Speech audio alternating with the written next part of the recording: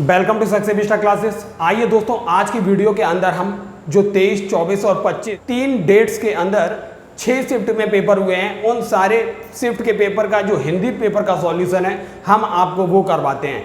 आज की वीडियो दोस्तों आपके लिए जो 30 और 31 अगस्त को आपका एग्जाम है उसके लिए बहुत महत्वपूर्ण होने वाली है। सदा एक वचन के रूप में प्रयुक्त होने वाले शब्द कौन से हैं?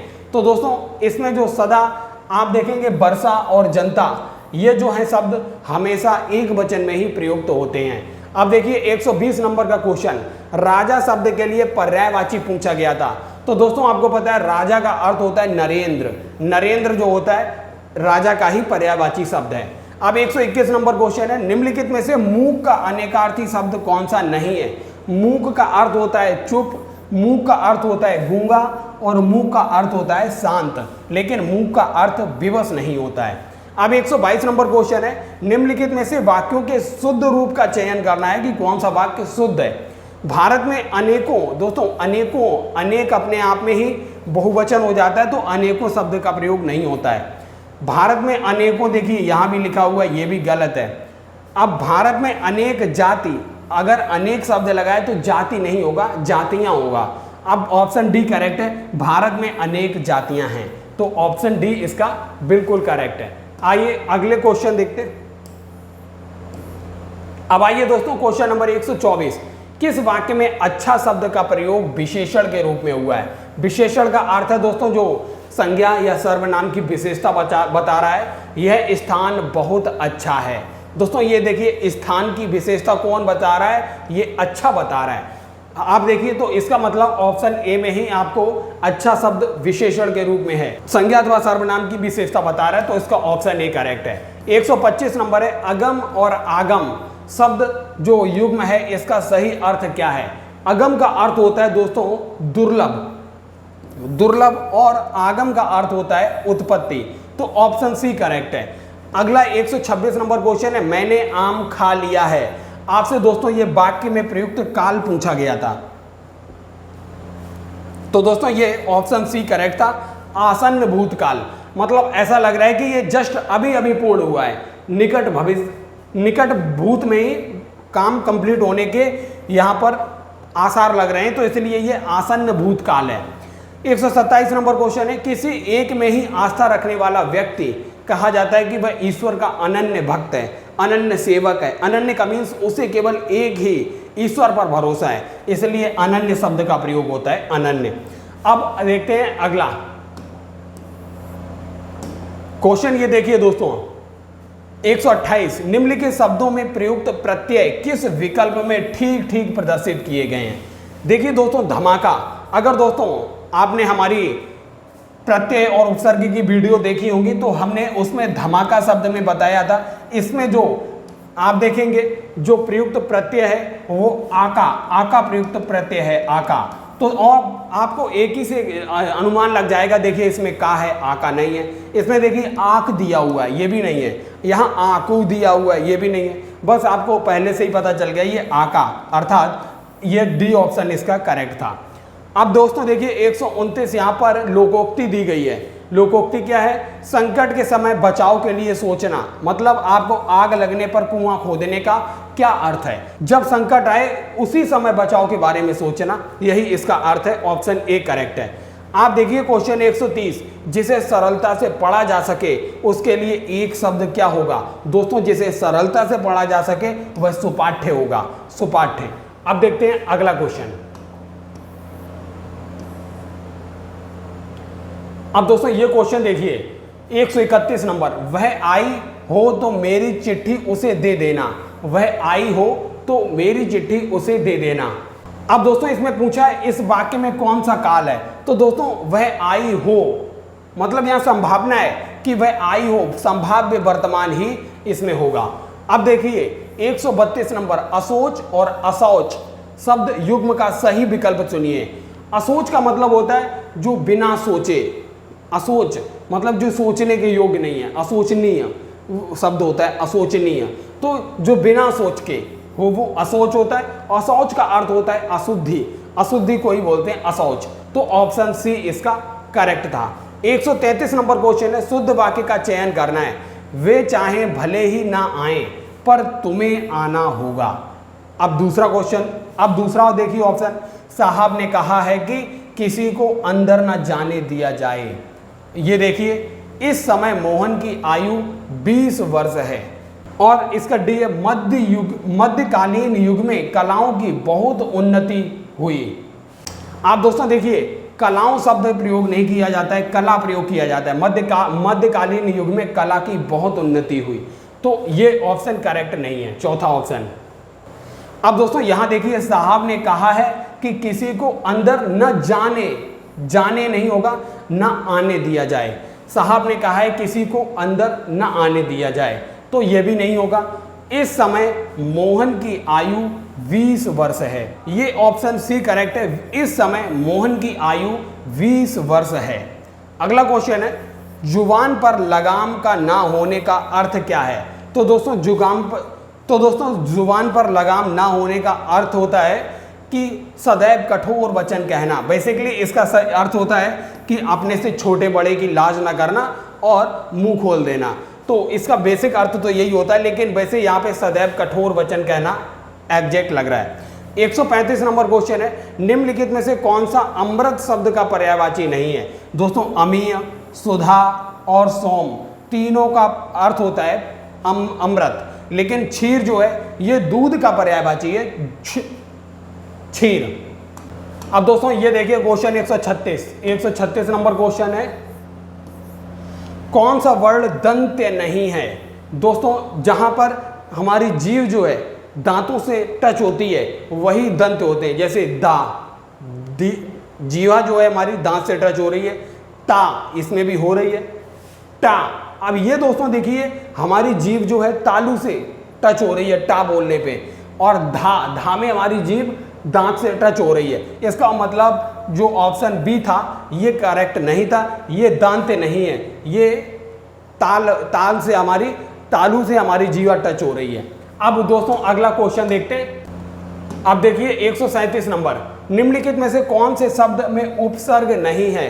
तो दोस्तों ओढ़ना शब्द जो है इसमें कोई भी उपसर्ग नहीं है, ऑप्शन बी करेक्ट है।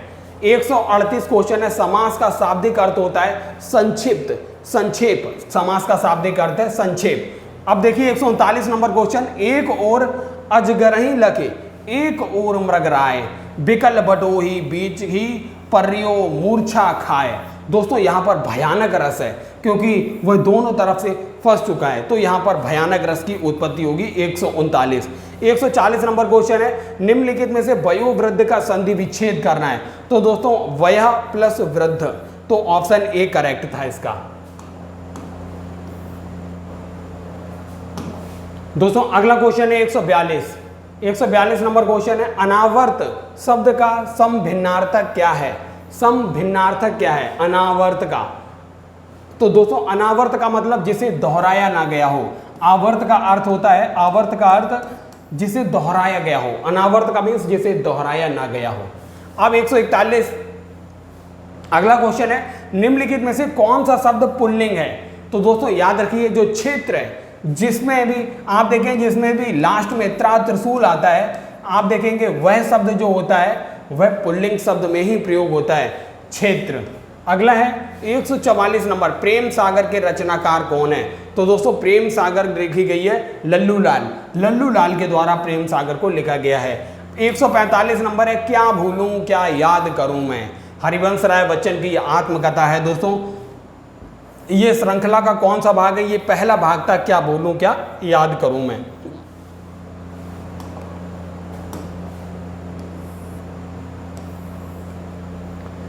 ये क्वेश्चन देखिए 146, हिंदी भाषा के लिए साहित्य अकादमी पुरस्कार के प्रथम विजेता कौन थे? तो दोस्तों हिंदी साहित्य अकादमी के प्रथम विजेता माखनलाल चतुर्वेदी थे, ऑप्शन डी करेक्ट है। अब दोस्तों 147 नंबर देखिए, देश प्रेम में कौन सा समास है? देश प्रेम। देश प्रेम के अंदर दोस्तों जो है देश के लिए प्रेम, तो दोस्तों देश प्रेम के अंदर तत्पुरुष समास है, ऑप्शन ए इसका करेक्ट होगा। 148 नंबर क्वेश्चन है, निजवाचक सर्वनाम का प्रयोग किस वाक्य में हुआ है? निजवाचक शब्द में आप देखेंगे आप भला तो जग भला, आप भला तो जग भला जो है ये निजवाचक सर्वनाम इसके अंदर प्रयोग किया गया है। अगला है 149 नंबर, निम्नलिखित में से कौन सा शब्दालंकार नहीं है। दोस्तों आपको पता है अनुप्रास अलंकार, श्लेष अलंकार और यमक अलंकार, ये जो हैं शब्दालंकार हैं, लेकिन आप देखेंगे रूपक अलंकार जो है ये शब्दालंकार का प्रकार नहीं है।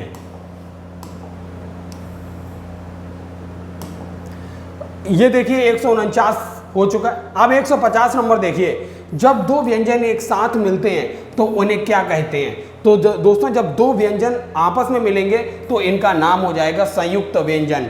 संयुक्त व्यंजन ऑप्शन ए करेक्ट था।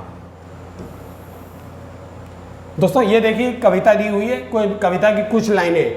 लक्ष्मी थी या दुर्गा थी वह स्वयं वीरता की अवतार, देख मराठे पुलकित होते उसके तलवारों के बार, नकली युद्ध व्यूह की रचना और खेलना खूब शिकार, सैन्य घेरना दुर्ग तोड़ना ये थे उसके प्रिय खिलवाड़, महाराष्ट्र कुल देवी उसकी थी आराध्य भवानी थी, बुंदेले हर बोलों के मुंह हमने सुनी कहानी थी, खूब लड़ी मर्दानी वह तो झांसी वाली रानी थी।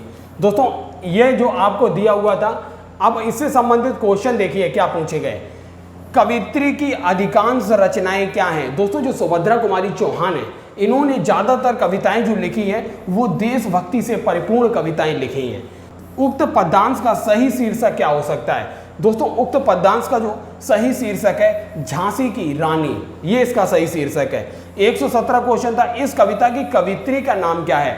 तो दोस्तों ये कविता लिखी गई है सुभद्रा कुमारी चौहान, ऑप्शन बी इसका करेक्ट था। 118 नंबर का क्वेश्चन था, इस कविता में प्रयोग किया गया रस कौन सा है। दोस्तों देख रहे हैं आप, जो वीरांगना लक्ष्मीबाई है वह नंगी तलवार लेकर अंग्रेजों का सफाया कर रही है। 1857 की क्रांति के ऊपर यह कविता लिखी गई है। तो दोस्तों आपको इसी से अनुमान लगा सकते हैं कि इसमें क्या होगा, वीरता भरी पड़ी है, तो वीर रस से संबंधित ये कविता है। अब 119 नंबर क्वेश्चन था, दिए गए विकल्पों में जो विदुर शब्द है उसका स्त्रीलिंग पूछा गया था। तो दोस्तों विदुर शब्द का स्त्रीलिंग जो होगा वो विधवा होगा, ऑप्शन बी इसका करेक्ट था। अब दोस्तों ये क्वेश्चन देखिए, 120 नंबर क्वेश्चन था, तुम कब आओगे। इस वाक्य में उचित विराम का प्रयोग कीजिए। यहां देखिए तुम कब आओगे, दोस्तों प्रश्न पूछा जा रहा है तो कारक चिन्ह क्या आएगा, प्रश्नवाचक चिन्ह ही यहां पर प्रयोग होगा, ये प्रश्नवाचक चिन्ह। यहां पर क्वेश्चन है, लक्ष्य का अनेकार्थी शब्द क्या होगा। लक्ष्य का अनेकार्थी शब्द होगा निशाना। निशाना जो होता है लक्ष्य का ही अनेकार्थी शब्द है। अब आइए दोस्तों ये क्वेश्चन है 59 नंबर, नागर का पर्यायवाची शब्द क्या होगा। नागर का जो पर्यायवाची शब्द है दोस्तों वह नगर है। नगर जो है नागर का पर्यायवाची शब्द है। अगला क्वेश्चन है 60, माला फेरत जुग बया फिरा न मन का फेर, और कर का मन का डार दे मन का फेर। तो दोस्तों इसके अंदर जो है आप देख रहे हैं मन का शब्द जो है, मन का बार बार प्रयोग किया जा रहा है और इसका अर्थ भी अलग है, तो इसलिए आप देखेंगे ऑप्शन सी यमक अलंकार इसके अंदर है। अब ये क्वेश्चन देखिए, किसी की सहायता करने वाला के लिए एक शब्द क्या होगा। जो दोस्तों किसी की सहायता करे तो वह तो उसका सहायक ही हो गया, उसकी सहायता करने वाला। 62 नंबर क्वेश्चन है, किस वाक्य में करण कारक का प्रयोग किया गया है। करण कारक का प्रयोग दोस्तों, साधुओं की संगति से बुद्धि सुधरती है, तो ऑप्शन सी इसका करेक्ट हो जाएगा।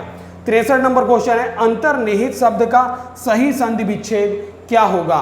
तो जो अंतः में निहित है, हमारे अंतःकरण में जो निहित है वही अंतर्निहित है, ऑप्शन डी इसका करेक्ट है।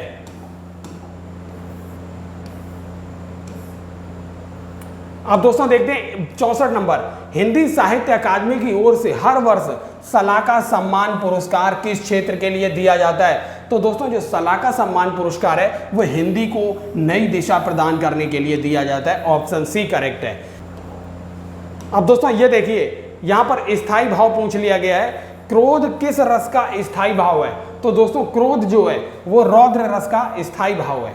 66 नंबर क्वेश्चन है, हिंदी में मैं शब्द का बहुवचन क्या होगा। मैं का बहुवचन हो जाएगा हम, ऑप्शन डी करेक्ट है।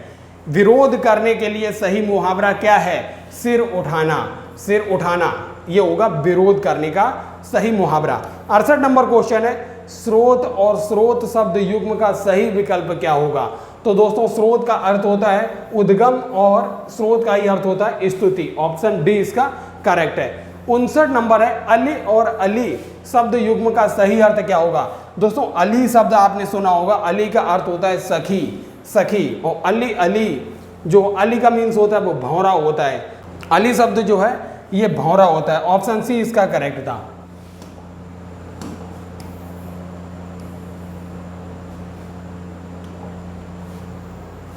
पुस्तक पढ़ी जाती है। दोस्तों पुस्तक पढ़ी जाती है, इसमें पूछा गया था कौन सा वाच्य है, तो पुस्तक जो पढ़ी जा रही है वो क्रियावाच्य है, क्रिया की जा रही है। ऑप्शन सी इसका करेक्ट है। 71 नंबर क्वेश्चन था, निम्नलिखित में से कौन सा शब्द तत्सम नहीं है? दोस्तों आपको पता है नग्न, क्षमा और नख, ये तीनों के तीनों जो हैं तत्सम शब्द हैं, लेकिन नेह जो है, नेह ये जो है तद्भव शब्द है। 72 नंबर क्वेश्चन है, रेखांकित खंड को प्रतिस्थापित करने के लिए विकल्प का चयन कीजिए। दोस्तों यहाँ जो रेखांकित है ना, इसको आपको करना है। बेसिकली यहाँ देखिए, इसमें हर जगह अध्यात्म ये गलत लिखा है, यहाँ भी अध्यात्म लिखा है और आध्यात्म यहाँ भी गलत है, लेकिन कई स्टूडेंट्स इस झान की वजह से इस ऑप्शन को करेक्ट नहीं करके आए। दोस्तों उसने रेखांकित बोला है, बाकी ये तो गलत हो सकता है। अध्यात्म ये सही लिखा है, अध्यात्म, इसलिए ऑप्शन ए करेक्ट था। 73 नंबर क्वेश्चन है, निम्नलिखित में से शुद्ध वाक्य पूछा था, क्या होगा? शुद्ध वाक्य का अर्थ होता है दोस्तों निरपराधी नहीं होता है, निरपराधी व्यक्ति नहीं होता है, निरपराध व्यक्ति होता है। निरपराध का अर्थ ही होता है। अब दूसरा क्वेश्चन देखिए, बादशाह ने मुक्त हस्त दान दिया, उसे पैतृक संपत्ति नहीं होता है, पैतृक होता है। यहाँ देखिए, भारत कभी ब्रिटेन के अधीन नहीं होगा, अधीन होगा। तो दोस्तों ऑप्शन बी करेक्ट था, बादशाह ने मुक्त हस्त दान दिया। अब अगला देखते हैं। दोस्तों यहां देखिए, गमही शब्द पूछा गया है, गमही शब्द क्या है? तो दोस्तों आप याद रखिए, ये गमही शब्द जो है, गमही, गमही ये देश शब्द है, गमही। अब अगला क्वेश्चन है 75 नंबर का, कपाल का पर्यायवाची शब्द क्या है? कपाल का अर्थ होता है खोपड़ी। आप देखेंगे कपाल का अर्थ माथा होता है। 76 नंबर है, जो शब्द संज्ञा की विशेषता बताते हैं, संज्ञा या सर्वनाम की विशेषता बताने वाले शब्दों को दोस्तों विशेषण कहते हैं। कमर का टूटना, कमर टूटना मतलब हार मान जाना या निराश हो जाना। ऑप्शन डी इसका करेक्ट है। 78 नंबर का क्वेश्चन है, ऐषणा का अर्थ क्या है? ऐषणा का अर्थ दोस्तों होता है अभिलाषा, इच्छा, ऐषणा का अर्थ होता है। आप देखेंगे ए ऑप्शन करेक्ट है। 79 नंबर का है, विद्वान का स्त्रीलिंग शब्द बताइए। विद्वान का स्त्रीलिंग दोस्तों विदुषी होगा। ऑप्शन ए इसका करेक्ट था। अब दोस्तों 80 नंबर क्वेश्चन देखिए, वाक्य में उचित विराम चिन्ह लगाइए। ओहो, ओहो दोस्तों यहां पर हमेशा क्या है, ये विस्मयादि बोधक चिन्ह लगेगा इसमें ओहो का। आप दोस्तों ये क्वेश्चन देखिए, बुरे अर्थ में प्रयुक्त होने वाला बद उपसर्ग किस भाषा का है?